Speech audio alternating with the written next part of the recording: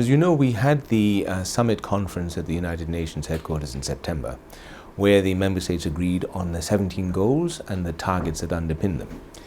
What is happening now is that individual countries are busy translating these global goals into national policy, and each country is taking its own approach in doing so. And at the same time, the global community is working to develop a system of indicators that will be used to measure progress towards the individual targets and towards the overall goals. Those indicators are expected to be put forward by March of this year, and then we expect the implementation to proceed in full.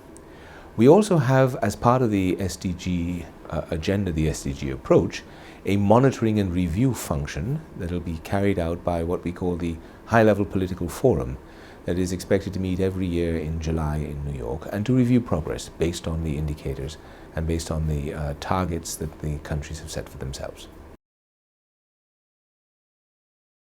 In the past, it's been very helpful to have an overview of, for example, how the air quality is progressing in a given area.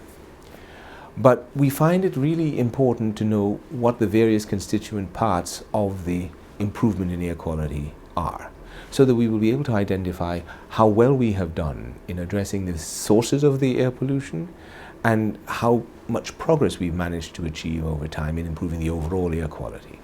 That kind of disaggregation can be applied to virtually any type of indicator, and should be applied, in fact, to most indicators, so that we can have a clear sense of where we're doing well and where we're doing less well, who is benefiting from improvements and who may be left behind. Because one of the real objectives of the Sustainable Development Agenda is to ensure that nobody is left behind. The only way to know that is if we're measuring everything in as disaggregated a manner as we possibly can. The capacity building requirements differ by country, and they differ by the type of issue that we're confronting. There will be some countries that are very, very good at generating all of the social data that need to be generated, and maybe less good in developing the disaggregated environmental data, and vice versa. There are some countries that are very, very strong in some of the areas of policy development and perhaps less strong in others.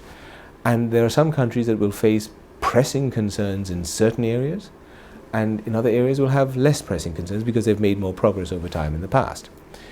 I think the key point here is that what we are looking at is a set of capacities that are needed in order to be able to pursue an integrated agenda, because this is what the Sustainable Development Agenda actually is. I can't think of any country that already has all of the different capacities that will be needed for fully and successfully implementing the Sustainable Development Agenda. So capacity development is an imperative in all countries, not just in developing ones, but also in the developed ones.